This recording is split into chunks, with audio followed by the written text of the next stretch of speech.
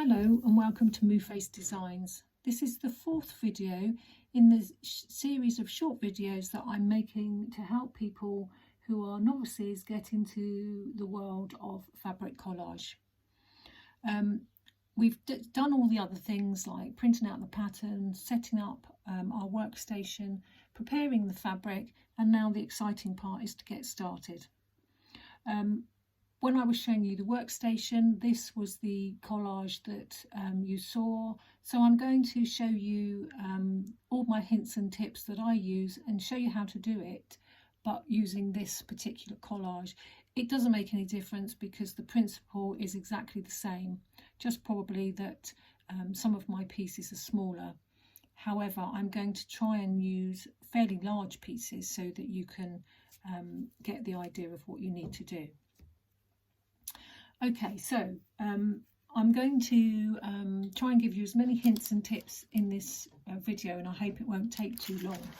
So I'm going to do this piece here and this piece here, and so I'm looking at my fabric placement guide.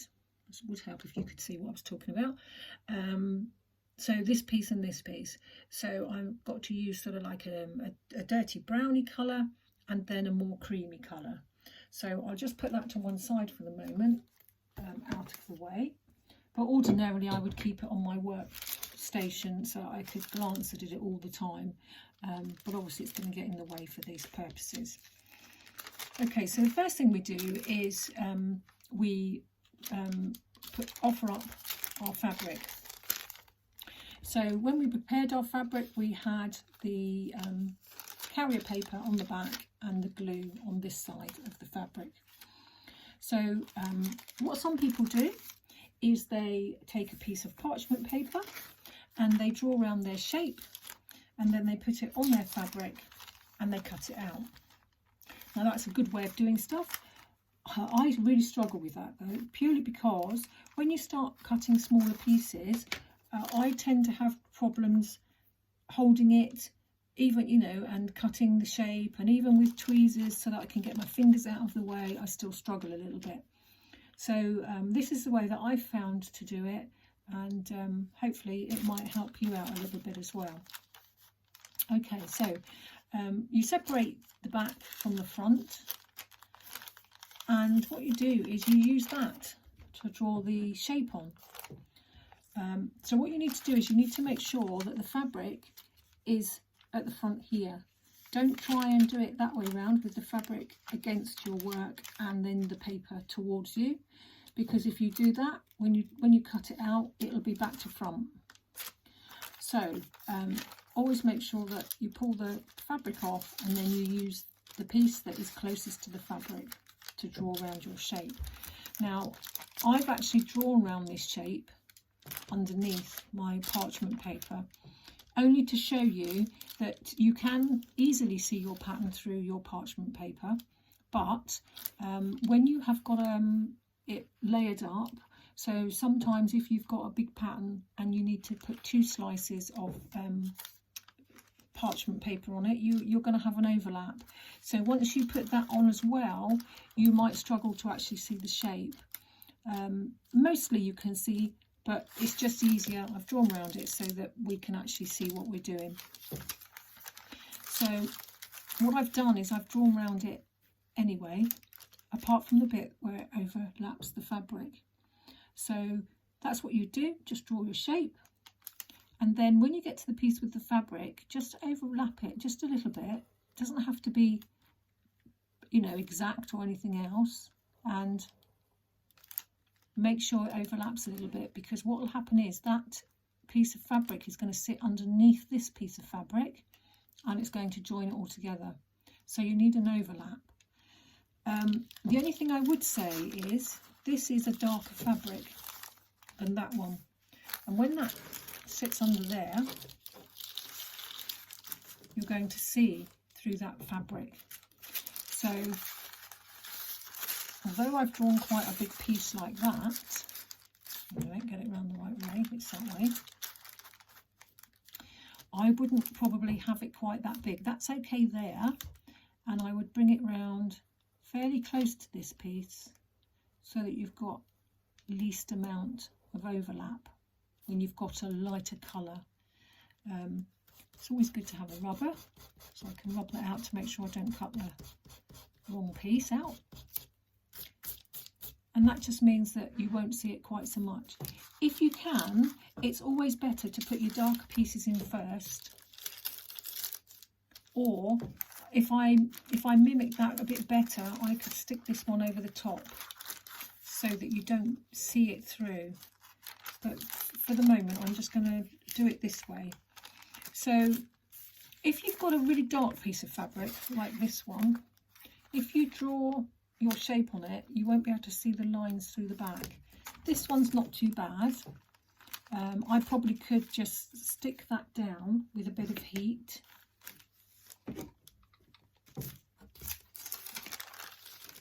So I stick that back down with a bit of heat, and it just stops it moving when I'm cutting it out. But let's assume that this is a dark piece of fabric. What I do is I get a scrap piece of paper and I slide it underneath, and then I just redraw. And I know this takes a little bit longer than perhaps just drawing it once, but I found that it is so much easier to do it like this because your fabric won't move when you're trying to cut it.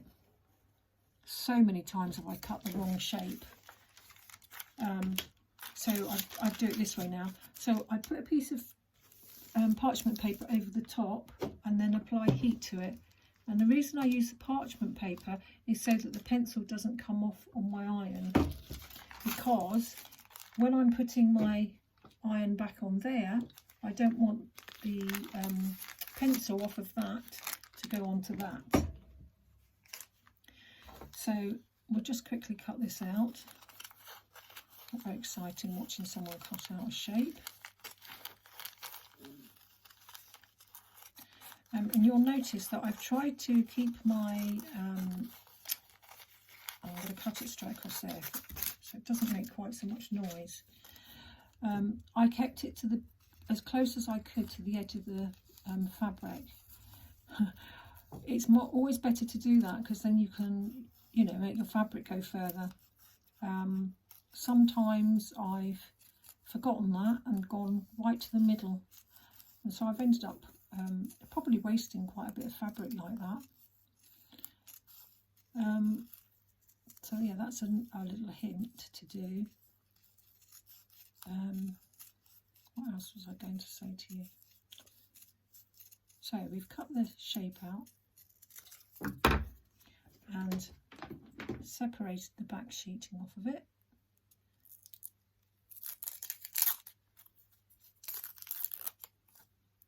And then we just offer that up to go underneath there. As I said, look, you can probably see a little bit of that through. And then I would always put my parchment paper over the top again and heat it, because like I said, it ends up getting dirty. Now if you are just starting off and you've got one of these little irons, this is really quite useful, because, hang on a minute, just dropped a pencil. It's really quite useful because, sorry, I've just knocked the camera. So the next piece we'll do will be the piece that is creamy colour, and it's next to this one. So that's the piece I've chosen to do that. And again, we offer it up.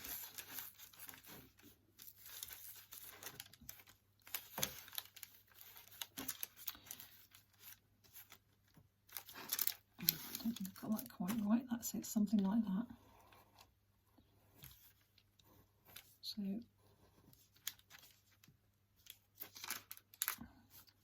going off on a tangent there.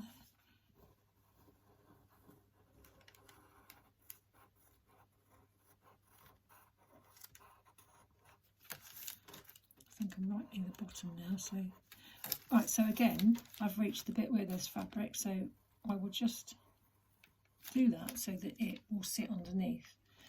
Now as I said earlier, look, because it's a lighter colour, you can see straight through it. So we can put some heat on that.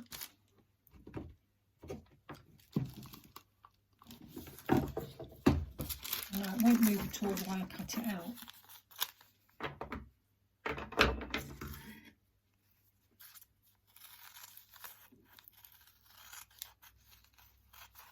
If you make a little bit of a mistake when you're drawing your shape, or you cut a little, I don't know, wavy piece off of it, don't worry too much. You can do one of two things. You can either add another piece under your collage to build up the bit that you've just cut off or missed. But if it isn't too much different, you can always make sure that the piece that you're sticking on next to it covers up that bit.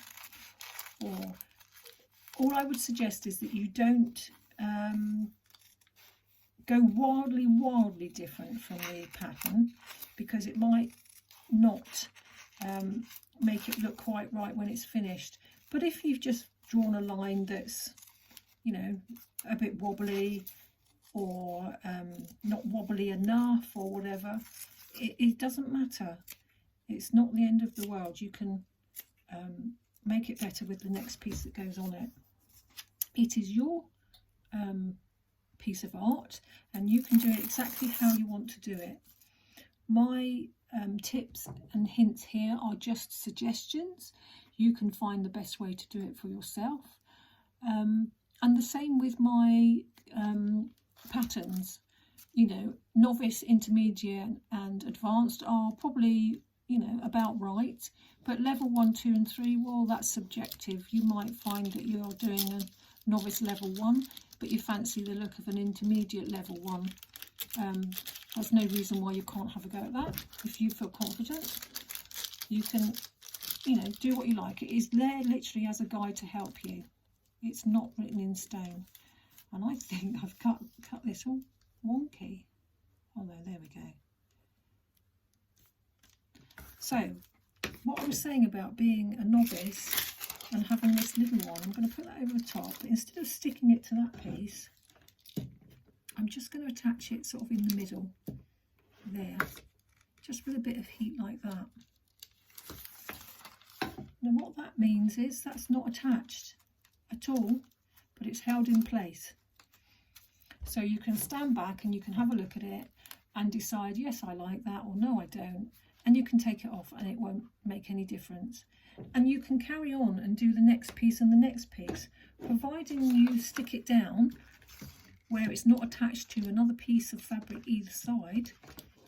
It will stay in place, and you can continue to build up your collage until you've done quite a few pieces and see whether you're happy with it. And if you're not, it's not too much of a problem. It will just come off, and you can redo it, or use a different colour or whatever you want to do. You can, once you've stuck it all down like this, you can undo it. It is really tricky, and you will end up spoiling the edges of your fabric, because it is really quite strong, this glue, once you've put heat on it and let it cool down again. So if you're not too confident about things, I think I would go about it that way to start with. I'm quite happy that I like that, so I'm just going to stick it down anyway. So there we go. That's all there is to it, and you carry on until you build up your design.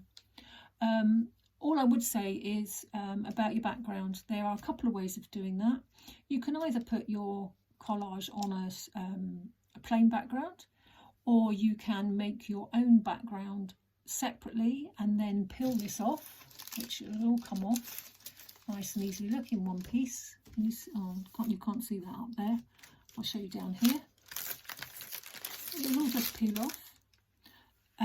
So you can then peel it all off once you've done it and put it onto your background. So that could be a handbag, it could be a t-shirt, it could be anything you want. I like to mount mine on canvas because I see them as really nice works of art. And you can do it that way, or you can do your collage straight onto this here as well. I did mention the staples, and if you are doing collage onto this piece, you will struggle where you've got your staples.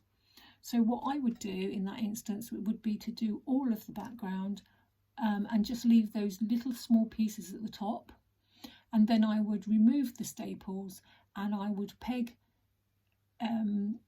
it elsewhere on the bit that I've already done, and then just finish off those bits, because by that time you have finished all your hard work and it's only those tiny little pieces at the top, and it won't make any difference to your finished design. So I think I've given you all the hints and tips that I can think of for the moment. All I would say is just make sure that you've got a sharp pencil all the time. I go through so many pencils. These ones are from, just trying to think, B&M or one of the cheap shops anywhere, and you buy them in packs, and yeah, I go through them really, really quickly, but they don't cost a lot of money, so it's easy peasy. So that's it. Perhaps in the next video I will show you how to, when you finish your collage, how to take it off, set it perhaps on a piece of background fabric.